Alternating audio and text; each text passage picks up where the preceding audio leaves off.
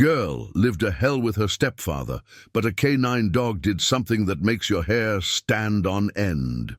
In the depths of human darkness, where evil masquerades behind familiar faces and horror unfolds within the supposed safety of home, there exists a truth so chilling it will shake you to your very core. Tonight, I'm going to tell you a story that will make you question everything you think you know about the monsters that walk among us. This isn't just a tale of survival. It's a testament to the extraordinary bond between a desperate child and an unlikely four-legged guardian angel whose instincts transcended the boundaries of species to save a life hanging by the thinnest of threads. What you're about to hear happened in the quiet, seemingly perfect suburbs of northern Michigan, where pristine lawns hide ugly secrets and white picket fences serve as barriers to unspeakable truths. Behind the facade of respectability, where neighbors smile and wave while turning blind eyes to the screams that pierce the night, a 12-year-old girl named Emma Rodriguez lived through a nightmare so horrific it would break the strongest among us. But before we descend into this harrowing tale of darkness and redemption, I need something from you. If this story moves you, if it ignites something deep within your soul, drop a comment below and tell me what you're thinking. These stories matter. These voices deserve to be heard, and your engagement helps ensure that tales like Emma's reach the people who need to hear them most. And if you haven't already, hit that subscribe button, because content like this, raw, unfiltered, and brutally honest, is what this channel is all about. Emma's nightmare began 3 years earlier when her mother, Sarah Rodriguez, a hard-working single mother who'd been raising Emma alone since her father abandoned them when she was barely 2 years old, met Marcus Webb at a charity fundraiser in downtown Grand Rapids. Sarah had been struggling financially, working double shifts as a licensed practical nurse at Mercy General Hospital, barely making ends meet while trying to provide Emma with the stability and security every child deserves. Marcus Webb was everything Sarah thought she needed: successful, charming, articulate, and seemingly devoted to both her and Emma. He was a regional sales manager for a pharmaceutical company, drove a sleek black BMW, lived in a beautiful colonial house in one of the area's most desirable neighborhoods. More importantly, he appeared to genuinely care about Emma, bringing her gifts, attending her school events, speaking passionately about wanting to be the father figure she'd never had. During their 6-month courtship, Marcus was the perfect gentleman. He brought Sarah flowers every Friday, took them to expensive restaurants where Emma felt like a princess, spoke eloquently about building a future together as a real family. He was patient with Emma's initial shyness, never pushing too hard, always respectful of the boundaries that naturally exist when a child is adjusting to a new parental figure in their life. Sarah felt like she'd won the lottery. After years of struggling alone, of lying awake at night, worrying about mortgage payments and Emma's college fund, of feeling guilty about the long hours that kept her away from her daughter, Marcus seemed like the answer to every prayer she'd ever whispered into the darkness. But Marcus Webb was a master manipulator, a predator whose hunting grounds were the vulnerabilities of single mothers and their children. He understood exactly how to construct the perfect facade, how to present himself as the solution to every problem while hiding the monster that lurked beneath his polished exterior. The transformation began almost immediately after their wedding ceremony. It was subtle at first. Marcus would make small, seemingly reasonable requests that gradually evolved into demands. He suggested that Emma was too old to be sleeping with stuffed animals, that she needed to start acting more mature now that they were a real family. He began criticizing Emma's table manners, her posture, the way she spoke to adults. Sarah, desperate to make her new marriage work and provide Emma with the stable home she'd always dreamed of giving her, made excuses for Marcus's increasingly critical behavior. She convinced herself that blending families was naturally difficult, that Marcus was just trying to establish appropriate boundaries and structure. When Emma complained about her stepfather's harsh words or unreasonable expectations, Sarah found herself defending Marcus, telling Emma that she needed to be more grateful for everything he was providing them. Emma, however, saw through Marcus's carefully constructed mask from the very beginning. Children possess an almost supernatural ability to sense danger, to detect the predators who hide behind smiles and expensive suits. At 9 years old, Emma noticed things that the adults around her either couldn't see or chose to ignore. The way Marcus's eyes would follow her when he thought no one was looking, how his accidental touches seemed to linger longer than appropriate, the different tone his voice took on when her mother wasn't in the room. Marcus was methodical in his approach to breaking Emma's spirit. He understood that successful predation required patience, psychological warfare that would leave his victim too confused and damaged to resist when the physical violations began. He started by systematically isolating Emma from potential sources of support, convincing Sarah that Emma was jealous of their relationship, that she was acting out because she resented having to share her mother's attention. He manufactured situations designed to make Emma appear difficult, rebellious, and dishonest. He would move her belongings and then accuse her of being careless when she couldn't find them. He would change the rules about chores or curfews without telling Emma, then punish her for not following guidelines she'd never been given. He began monitoring her phone calls, her text messages, her social media accounts, always under the guise of being a responsible parent, protecting his stepdaughter from the dangers of the internet. Most insidiously, Marcus began visiting Emma's room late at night when Sarah was working her evening shifts at the hospital. These visits started as talks about Emma's behavior, lectures delivered in whispered tones that made her skin crawl and left her feeling dirty just for listening. He would sit too close on her bed, his breath hot against her ear, as he explained how disappointed he was in her attitude, how ungrateful she was for everything he was providing their family. The psychological torture was relentless and multifaceted. Marcus painted vivid, terrifying pictures of what would happen if Emma ever spoke up about their private conversations. He told her that no one would believe a troubled child over a respected adult, that her mother would choose him over her if forced to pick sides. He explained in detail how Sarah would lose the house if their marriage failed, how she would have to return to the cramped apartment where they'd lived before, how the financial stress might cause her to have a complete breakdown. Marcus made Emma believe that enduring his escalating abuse was actually an act of love, a sacrifice she was making to protect her mother's happiness and their family's stability. He convinced her that she was the problem, that her resistance to his guidance was the source of all the tension in their household. As the months passed, Marcus's behavior became increasingly aggressive and inappropriate.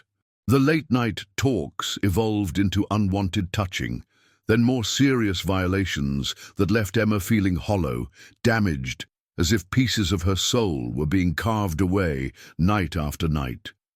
She began living in a constant state of hypervigilance, jumping at unexpected sounds, unable to relax even when Marcus wasn't home because she never knew when he might return. The abuse took a devastating toll on every aspect of Emma's life. Her grades plummeted from A's and B's to D's and F's. She stopped participating in extracurricular activities, claiming she was too tired or didn't feel well. She lost weight, developed dark circles under her eyes, started having nightmares that left her screaming in the middle of the night.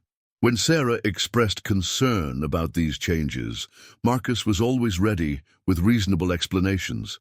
Emma was probably experimenting with drugs, hanging out with the wrong crowd, going through typical preteen rebellion. Emma's world shrank to the size of a prison cell. She couldn't confide in friends because Marcus monitored all her communications and had convinced Sarah that Emma needed strict supervision due to her behavioral problems.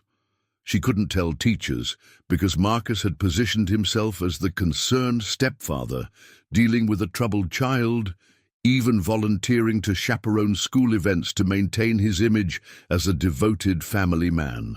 Most heartbreakingly, Emma couldn't tell her mother because Marcus had systematically destroyed that relationship, creating an environment where Sarah viewed every complaint from Emma as manipulation, every cry for help as attention-seeking behavior. Emma felt like she was drowning in plain sight, screaming silently, while everyone around her saw only what Marcus wanted them to see. The isolation was suffocating. Emma began having dark thoughts, wondering if disappearing permanently might be easier than continuing to endure Marcus's escalating abuse. She felt trapped in a maze with no exit. Every path she explored leading back to Marcus and his twisted version of what family should be. But sometimes, when hope seems completely extinguished, salvation arrives from the most unexpected places. Officer Jake Martinez had been with the Grand Rapids Police Department's K9 unit for 7 years, partnered with Rex, a German shepherd whose intelligence, loyalty, and almost supernatural intuition had made them one of the most successful drug detection teams in the state's history. Rex wasn't just Jake's working partner, he was his best friend, his most trusted confidant, and possessed an uncanny ability to read human emotions and detect danger in ways that often defied logical explanation. Rex had been responsible for dozens of major drug busts, had located missing persons when human searchers had given up hope, had detected concealed weapons that might have cost officers their lives. But more than his technical skills, Rex possessed something that Jake had come to rely on completely, an almost mystical ability to sense when something was wrong, even when everything appeared normal on the surface. The first call to the Webb residence came on a Tuesday evening in late October. A neighbor, Mrs. Henderson, an elderly woman who lived across the street, had contacted police to report what she described as suspicious activity. Raised voices, what sounded like a child crying, sounds of what might have been a struggle coming from the house around midnight when most families would be sleeping peacefully. When Jake and Rex arrived at the Webb residence with backup, they found Marcus Webb waiting on the front porch, calm and articulate as always. He explained that they'd been having a family discussion about Emma's declining performance in school, that Emma had become emotional and dramatic when confronted with the consequences of her failing grades. Sarah, exhausted from pulling a double shift at the hospital, corroborated Marcus's version of events, expressing frustration with Emma's recent behavioral problems. From a legal standpoint, everything appeared normal. Marcus was reasonable, cooperative, concerned about his stepdaughter's welfare. Sarah supported his account of the evening's events. Emma, when questioned briefly, mumbled responses that could be interpreted as confirmation that she'd been upset about school issues. There was no visible evidence of abuse, no clear indication that any crime had been committed. But Rex was agitated in a way that Jake had never witnessed before. From the moment they'd pulled into the Webb's driveway, the dog had exhibited behavior that set off every alarm bell in Jake's experienced mind. Rex whined continuously, paced in tight circles, kept trying to push toward the front door, and then toward the side of the house, where Emma's bedroom window was visible from the street. Rex's fur stood on end, as if he were facing down a dangerous predator. His ears were pinned back, his tail was tucked, and he kept looking between Jake and the house, as if trying to communicate something urgent that he couldn't put into words. Most unusually, Rex refused treats and ignored commands, behavior that was completely out of character for a dog who'd been perfectly trained and had never shown signs of anxiety or disobedience. Jake had learned to trust Rex's instincts more than most humans' rational analysis. Over their years of partnership, Rex had detected dangers that human senses couldn't perceive, had solved cases that seemed impossible, had saved lives through his ability to sense things that escaped human perception. If Rex was this distressed, there was definitely something wrong, even if Jake couldn't identify what it was. However, without clear evidence of criminal activity, Jake couldn't justify a more thorough investigation. Marcus's rights as a homeowner, combined with his seemingly reasonable explanations and Sarah's corroboration, meant that they had to leave the property. But Jake made detailed notes about Rex's unusual behavior and began driving by the Webb house more frequently during his regular patrols. Rex's agitation didn't diminish over the following weeks. Every time they passed the house, even from several blocks away, Rex would become alert and distressed, sometimes whimpering as if he could sense pain that he was powerless to alleviate. Jake began documenting these incidents meticulously, building a file based purely on his partner's consistent reactions to proximity to the Webb residence. Jake also began talking to other officers about the Webb family, learning that there had been several previous calls to the house over the past year, noise complaints, welfare checks, reports of arguments. Each time, Marcus had provided reasonable explanations, and Sarah had supported his version of events. Emma was consistently described as a troubled child who was acting out due to the stress of family dynamics. Meanwhile, Emma's situation was deteriorating rapidly. Marcus's abuse had escalated in both frequency and severity. He'd grown bolder, more confident in his control over the household dynamics and his ability to manipulate both Emma and Sarah, with Sarah working increasingly longer hours to support their lifestyle and pay for Emma's therapy sessions, therapy that Marcus had suggested was necessary due to Emma's behavioral problems. Emma was left more vulnerable to Marcus's predatory behavior. Emma had completely stopped trying to signal for help. Her previous attempts had backfired spectacularly, resulting in more severe punishment and even tighter restrictions on her freedom. She'd learned to dissociate during the worst moments, mentally escaping to imaginary places where she felt safe and protected. But the psychological damage was accumulating, and she was beginning to lose her grip on reality, sometimes unsure of what was real and what was a nightmare. The breakthrough came during a November evening when Jake and Rex were patrolling Emma's neighborhood. They'd stopped to investigate a minor fender bender about 2 blocks from the Webb house when Rex suddenly broke free from Jake's control, dragging the leash from his hands and bolting toward Emma's street with unprecedented urgency. Rex had detected something that triggered every protective instinct he possessed.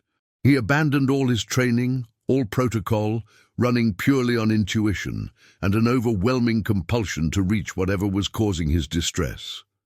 Jake, trusting his partner's judgment completely, radioed for immediate backup while running after Rex, his heart pounding with the certainty that they were about to encounter something terrible. They arrived at the Webb house to find it dark and apparently quiet, but Rex was frantic, clawing at the front door, barking with an intensity that woke neighbors throughout the block.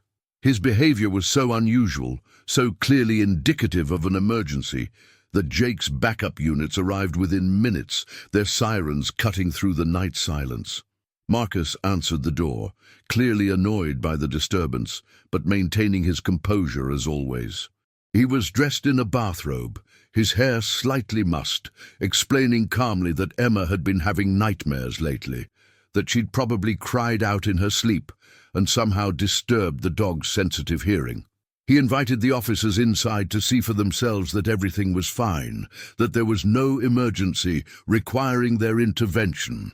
But Rex pushed past Marcus with a determination that bordered on violence, bolting up the stairs toward Emma's room with Jake and the other officers close behind.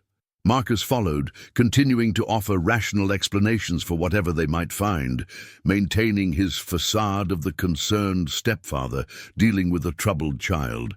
What they discovered in Emma's bedroom would haunt Jake for the rest of his career and would become the stuff of legend within law enforcement circles throughout Michigan. Emma was huddled in her closet, clearly in severe distress, her clothes torn and disheveled, visible injuries on her arms, face, and neck that told a story of violence and violation that no child should ever experience. The room showed obvious signs of a struggle: overturned furniture, scattered belongings, marks on the walls that suggested someone had been fighting desperately to escape.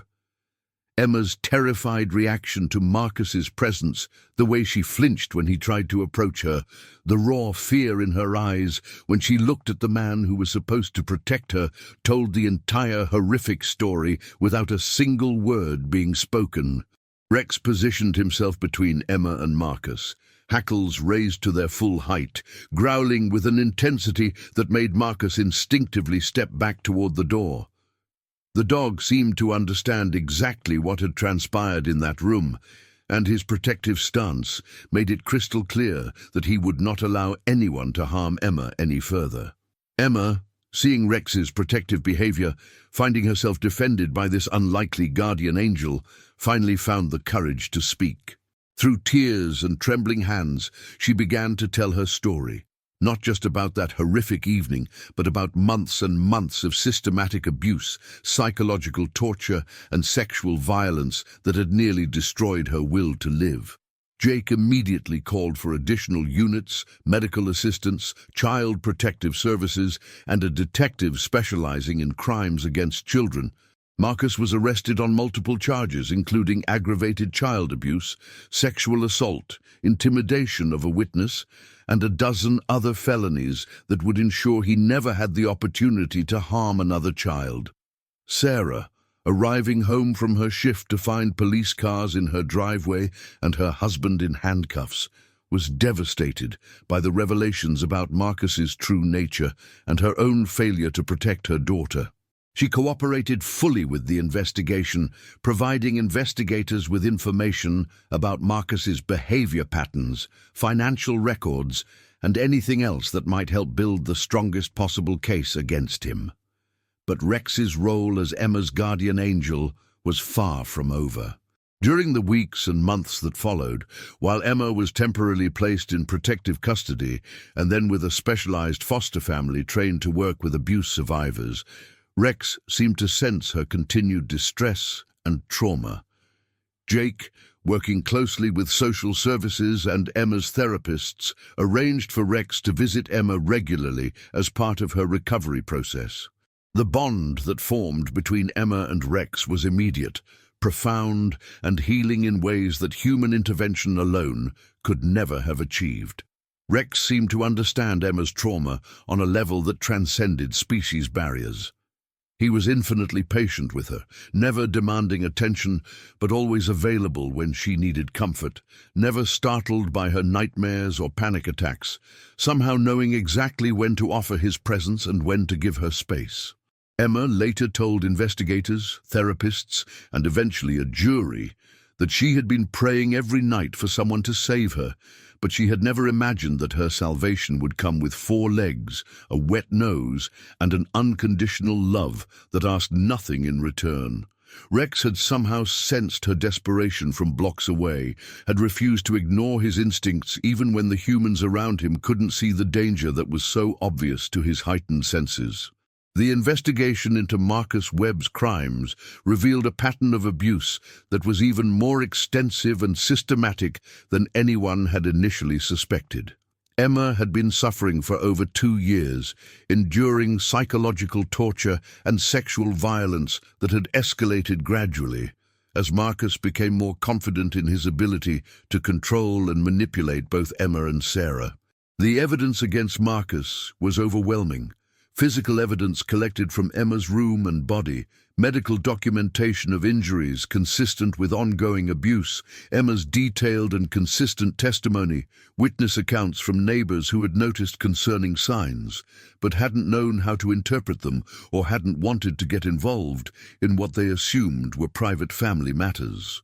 During the trial, prosecutors painted a picture of Marcus Webb as a master manipulator, who had specifically targeted Sarah and Emma because of their vulnerability. He had identified Sarah as a struggling single mother desperate for financial security and emotional support, and had seen Emma as the perfect victim, isolated, dependent, and too young to understand the full scope of what was happening to her. Emma's courage in testifying against Marcus, despite the trauma and fear that still haunted her daily, was instrumental in securing his conviction. She spoke clearly and bravely about the months of abuse, about feeling trapped and hopeless, about believing that no one would ever believe her or help her escape from her nightmare. Marcus Webb was ultimately sentenced to 25 years in prison without the possibility of parole, ensuring that he would never again have the opportunity to harm a child. The judge, in delivering the sentence, specifically mentioned Rex's role in the case, noting that without the dog's intuitive detection of Emma's distress, this abuse might have continued indefinitely with potentially fatal consequences. Sarah, devastated by guilt over her failure to recognize the signs of abuse and protect her daughter, entered intensive therapy to address her own trauma and to learn how to rebuild her relationship with Emma. She had been manipulated and deceived by Marcus, just as Emma had been, though she struggled with overwhelming guilt about not seeing through his facade sooner and not listening when Emma had tried, in her own way, to ask for help. Mother and daughter began the long, difficult process of healing together, with the help of skilled therapists who specialized in family reunification after abuse. They slowly rebuilt the trust and communication that Marcus had systematically destroyed. Sarah learned to recognize the signs of manipulation and abuse that she had missed before, and Emma gradually began to believe that her mother truly hadn't known what was happening and genuinely wanted to protect her. Rex received multiple commendations from the police department, the mayor's office, and several child advocacy organizations for his role in rescuing Emma. His intuitive detection of her distress, his refusal to ignore danger signals that humans had either missed or dismissed, made him a hero in the truest sense of the word. Local and national media covered the story, highlighting the incredible value of canine units and the importance of trusting animal instincts when it comes to protecting vulnerable members of society. Jake was intensely proud of his partner, but not entirely surprised by Rex's heroic behavior. Rex had always been exceptional at reading human emotions and detecting threats that weren't immediately obvious. What made this case special was the life-saving nature of Rex's intervention and the reminder it provided about the incredible bond that can exist between humans and animals. Now here's something that will give you chills and make you think about the incredible power of the bond between humans and animals.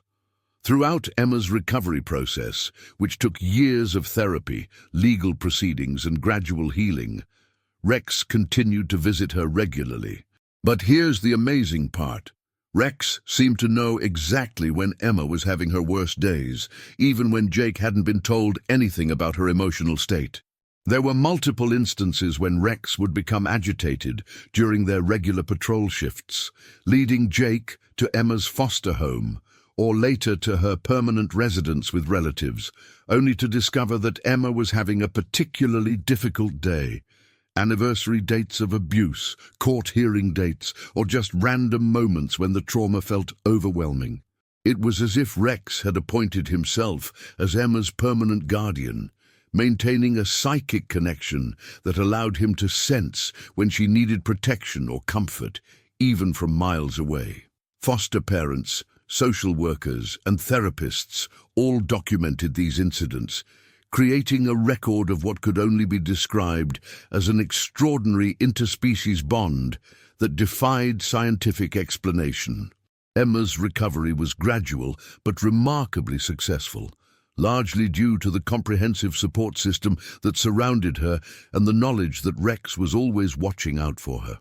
She returned to live with her mother after extensive family therapy, attended regular counseling sessions, and slowly began to trust again, not just adults, but the world in general. The trauma would always be part of Emma's story, but it didn't define her future. She became an advocate for other abuse survivors, speaking at conferences and training sessions for law enforcement officers, social workers, and medical professionals about recognizing the signs of abuse and believing children when they try to ask for help. Years later, Emma pursued a degree in social work, specializing in helping children who had experienced abuse and trauma.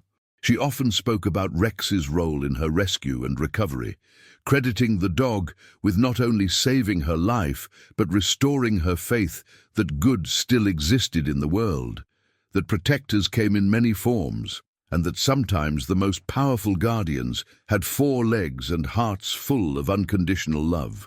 Jake and Rex continued their partnership for several more years until Rex's retirement, responding to calls throughout the community and protecting citizens from a variety of dangers. But Jake always said that their most important case, the one that defined their entire career, was Emma's rescue, the night when Rex's instincts and refusal to ignore danger saved a child's life and proved that heroes don't always look like what we expect them to look like.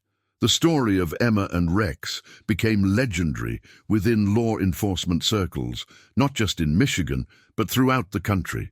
It was used in training programs for K-9 units, in courses for social workers and teachers about recognizing signs of abuse, and in community education programs about the importance of trusting children and investigating concerns even when everything appears normal on the surface. But perhaps most importantly, Emma's story served as a beacon of hope for other children trapped in similar situations.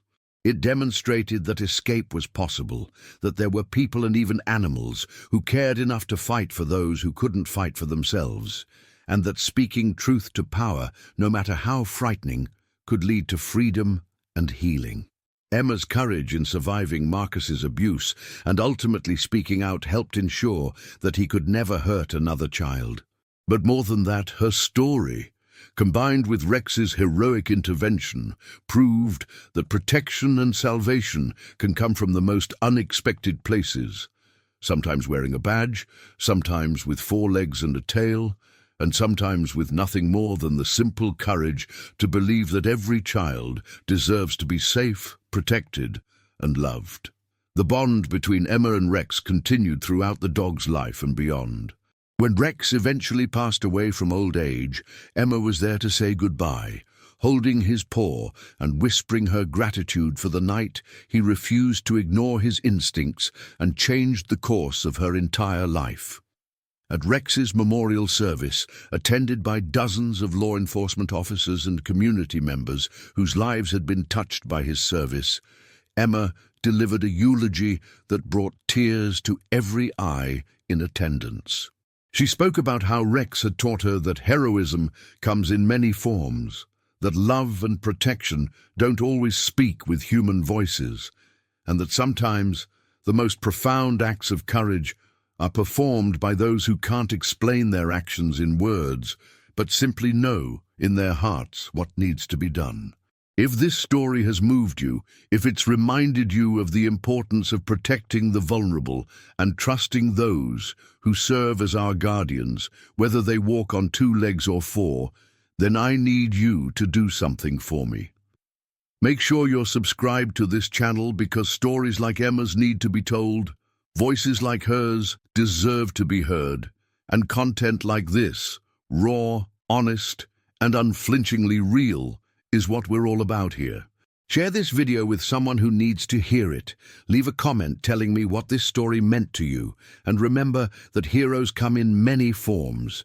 Sometimes they wear badges and carry guns, sometimes they have 4 legs and wet noses, and sometimes they're children who find the courage to speak truth to power even when everything seems hopeless. Rex proved that protection doesn't always come from where we expect it, but it comes nonetheless, for those who need it most. And Emma proved that survival is possible, that healing can happen, and that even in our darkest moments, there are guardians watching over us, ready to answer the call when hope seems lost forever.